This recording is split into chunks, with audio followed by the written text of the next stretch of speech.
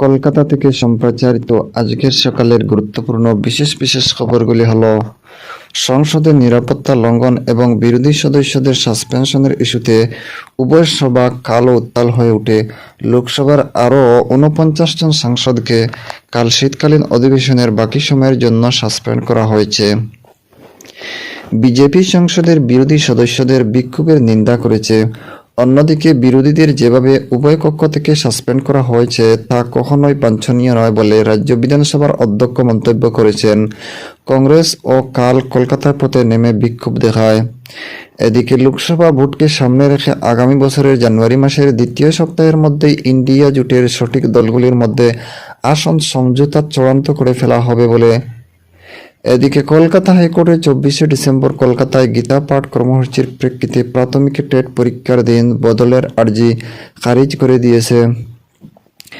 দেশের মধ্যে বাঁকুড়ায় এই প্রথম ৫৭টি হাতির দাঁত নষ্ট করেছে বন দপ্তর। মেদিনীপুরে কাল শুরু হয়েছে আয়ুষ মেলা। এবারে শুনেন বিস্তারিত খবর। সংসদের নিরাপত্তা লঙ্ঘন এবং বিরোধী সদস্যদের সাসপেনশনের ইস্যুতে উভয় সভা কাল উত্তাল হয়ে ওঠে। লোকসভা ও রাজ্যসভা বারংবার মুলতবি করে দিতে হয়। এর মধ্যে আরও ৪৯ জন সাংসদকে কাল উচ্ছৃঙ্খলা আচরণের অভিযোগে শীতকালীন অধিবেশনের বাকি সময়ের জন্য সাসপেন্ড করা হয়েছে। এদের মধ্যে আছেন তৃণমূল কংগ্রেসের সুদীপ বন্দ্যোপাধ্যায়, কংগ্রেস শশী থারুর ও মনীষ তিওয়ারি, এনসিপি এর সুপ্রিমো সুশে, সমাজবাদী পার্টির ডিম্পল যাদব প্রমুখ। এদিকে তৃতীয়বার মুলতবির পর লোকসভার অধিবেশন আবার বসলে সংসদ বিষয়ক মন্ত্রী প্রহ্লাদ যোশী অভিযোগ করেন, বিরোধী সদস্যরা লোকসভার অধ্যক্ষের সঙ্গে অপমানজনক আচরণ করেছেন। সাম্প্রতিক বিধানসভা নির্বাচনে পরাজয়ের পর হতাশা থেকে তারা এ ধরনের আচরণ করেছেন। সংসদ বিষয়ক প্রতিমন্ত্রী অর্জুন রাম মেঘওয়াল সভার শৃঙ্খলা ভঙ্গের অভিযোগে ৪৯ সাংসদকে সাসপেন্ড করার জন্য একটি প্রস্তাব উত্থাপন করেন। পরে ধ্বনি ভোটে সেটি পাশ হয়। প্রহ্লাদ যোশী বিরোধীদের বিক্ষোভ প্রদর্শনের সময় প্রধানমন্ত্রীর বিকৃত ছবি প্রদর্শন করেছেন। তিনি এ ব্যাপারে উপযুক্ত ব্যবস্থা গ্রহণের দাবি জানান। এদিকে রাজ্যসভাতেও একই চিত্র নজরে আসে। হয় হট্টগোলের মধ্যে চেয়ারম্যান জগদীপ ধনখড় বারংবার সভা মুলতবি করে দিলেও বিরোধীরা প্রতিবাদ চালিয়ে যান। তৃণমূল কংগ্রেস সাংসদ কল্যাণ ব্যানার্জি সংসদের বাইরে ব্যঙ্গাত্মক মন্তব্য করেছেন বলে জানিয়ে চেয়ারম্যান তাকে অত্যন্ত দুর্ভাগ্যজনক বলে মন্তব্য করেন। কংগ্রেস সাংসদ রাহুল গান্ধী সভার মধ্যে কল্যাণ ব্যানার্জির মিমিক্রি অনুকরণ করলে সভায় আরও হয় হট্টগোল শুরু হয়ে যায়। তৃণমূল কংগ্রেস, ডিএমকে, জেডিইউ ও বাম সদস্যরা সংসদের নিরাপত্তা লঙ্ঘনের ঘটনায় স্বরাষ্ট্রমন্ত্রী অমিত শাহের পদত্যাগ দাবি করে বিক্ষোভ চালিয়ে যেতে থাকেন। এদিকে বিজেপি সংসদে বিরোধী সাংসদের বিক্ষোভের নিন্দা করেছে। দলের সাংসদ ও রাজ্য সভাপতি সুকান্ত মজুমদার এক টুইট বার্তায় অভিযোগ করেন, এই ঘটনা রাজনৈতিক সংস্কৃতির ক্ষেত্রে সম্পূর্ণ অবমাননা প্রদর্শন। জনপ্রতিনিধির এই ধরনের আচরণ রাজনৈতিক সংস্কৃতি ছোট করে, বিজেপি নেতা দিলীপ ঘোষও বলেন।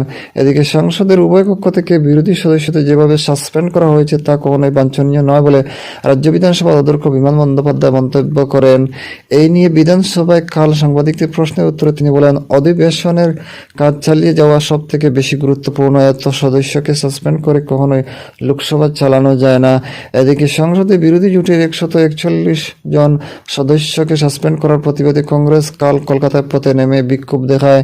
কংগ্রেসের তরফ থেকে অভিযোগ করা হয়েছে, কেন্দ্রের বিজেপি সরকার বিরোধী সাংসদের অনৈতিকভাবে সাসপেন্ড করে সংসদ বিরোধী শূন্য করার চেষ্টা চালাচ্ছে। এভাবে গণতন্ত্রকে হত্যা করা হচ্ছে বলেও তাদের দাবি।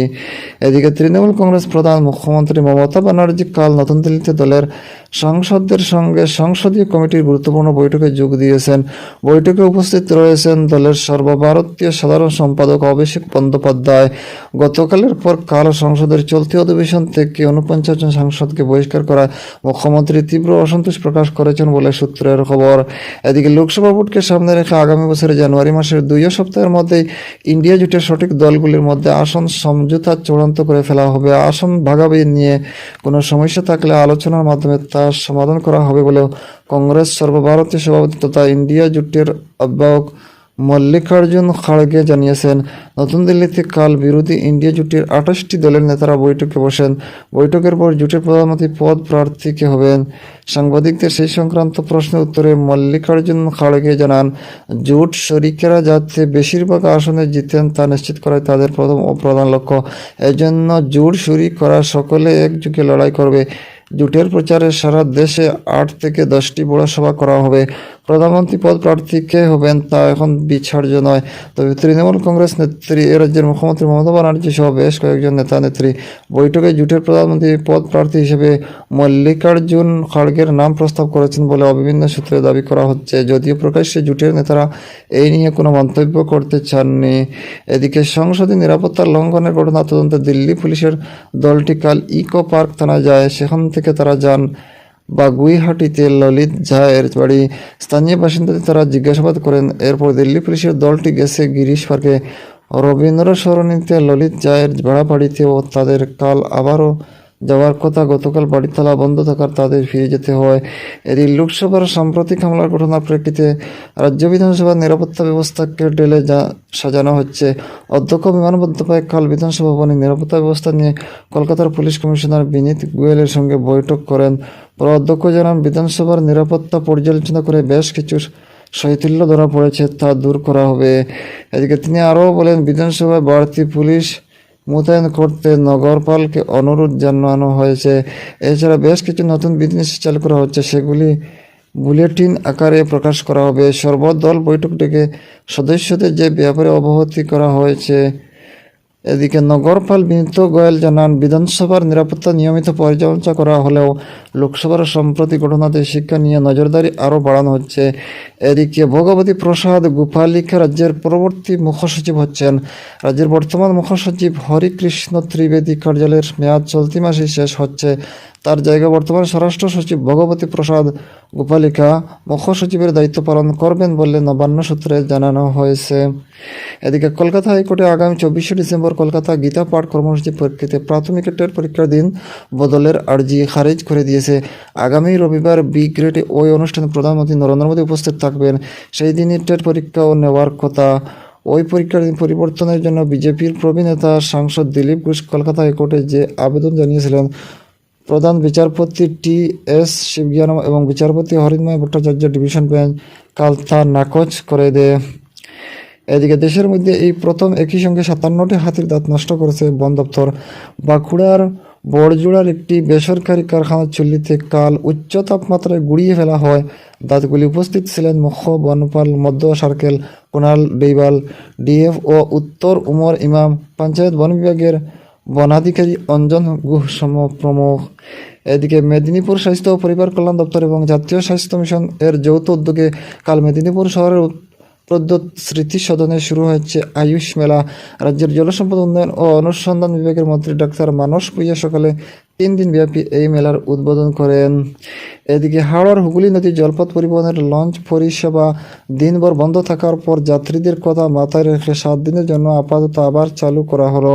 পশ্চিমবঙ্গ পরিবহন নিগমের সহযোগিতা জরুরি ভিত্তিতে প্রাথমিকভাবে 4টি রুটে এই লঞ্চ চলাচল করবে। হাওড়া থেকে বাবুঘাট, বাগবাজার, শোভাবাজার ও আহিরিটোলা ঘাটে এই অঞ্চল চলাচল করবে।